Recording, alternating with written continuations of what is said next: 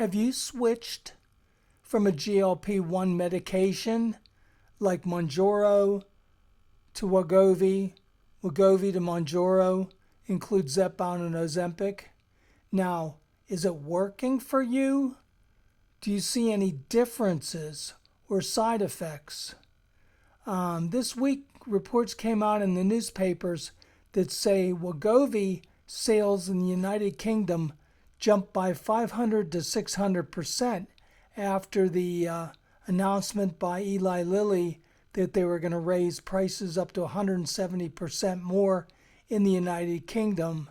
I'm having people ask me questions about it, and I'm looking for your help. I'm looking for people that have experience and have either switched between Wegovy and Mounjaro or Mounjaro to Wegovy, or if you're in the process of doing it, or if you're thinking about doing it, do you have comments and the reason, and if people have experience or want to talk about it?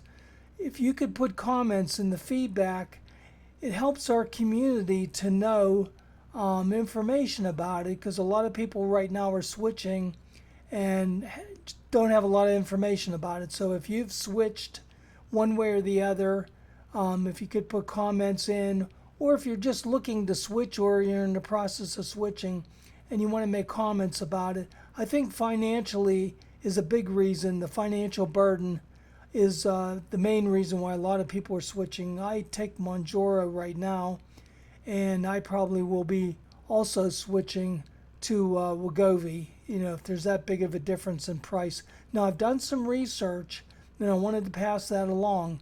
A Dr. Natalie Azar, she was on the Today Show, the NBC Today Show in New York City, and she was talking about a study that was in the New England Journal of Medicine, and that's a highly respected medical journal in the medical profession. And she talked about a 72-week study of patients. The differences, now with Zepbound Mounjaro, the patients had an average of 50.3 pounds loss, which is about a 20% reduction. Now, the Wegovy Ozempic patients had an average loss of about 33.1 pounds difference. And in waist size, Zepbound Mounjaro was about an 18.4 centimeter reduction, which is about 7 inches. And Wegovy Ozempic patients had about a 13 centimeter reduction, which I believe is about 5 inches difference.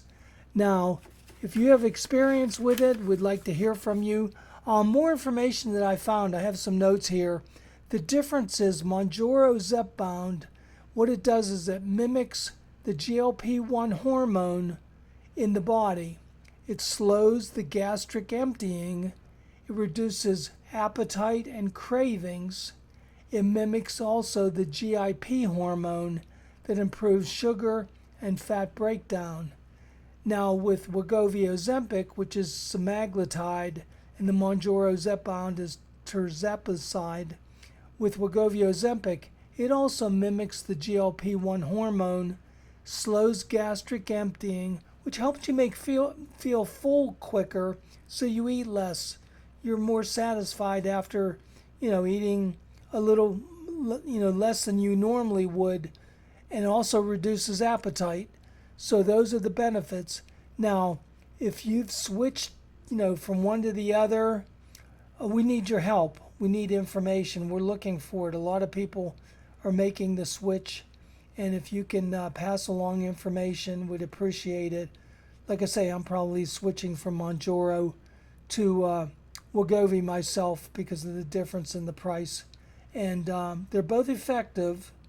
They both help you lose weight. Mounjaro is a little bit more effective, but I think the feedback I'm getting from a lot of people is if it's close in effectiveness, the financial part of it makes a big difference. I mean, some people are struggling, and a lot of insurance companies are not covering it. I think the NHS in England is just beginning to, and there's a lot of private pay patients that don't qualify right now or are on a waiting list.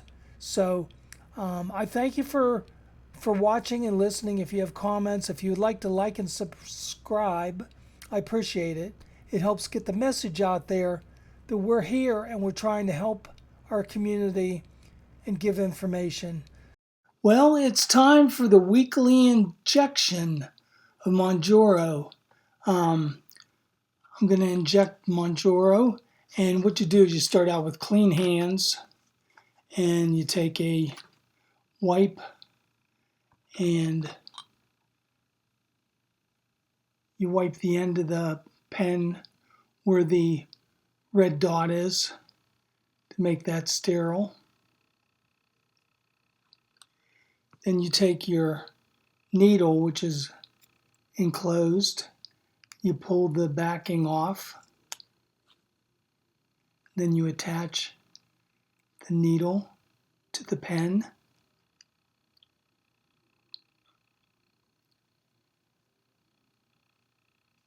You also take a wipe, and you're going to wipe the area that you're going to, in the skin, you're going to inject it in.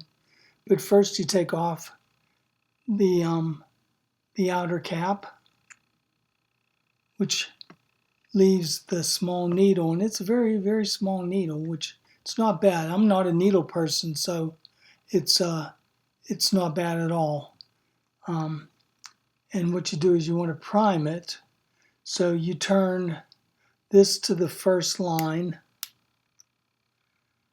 and to prime it, you just push a little bit until a little bit of the medicine comes to the tip of the needle, and then you know it's primed.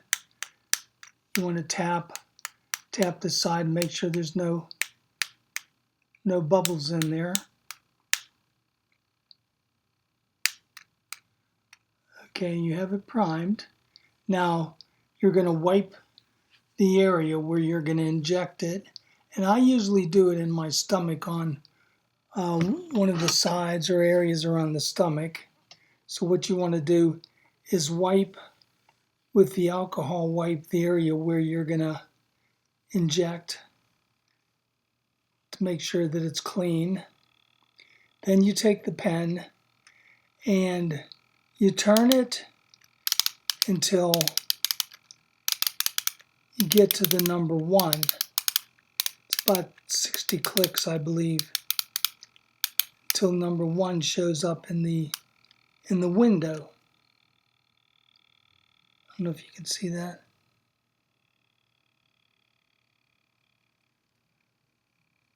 Then you take the pen, you squeeze the area where you're going to inject it, and it goes in.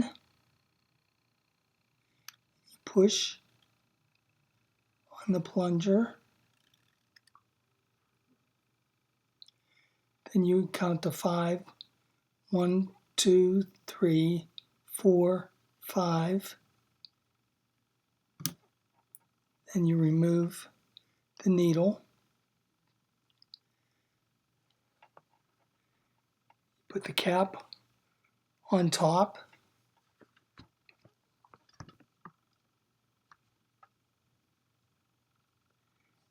And you take the needle part with the cap off, and that goes in your sharp spin. Then you replace the top of the pen cap, and you've done the injection. Not so bad, huh? And I'm not a needle person, so thanks.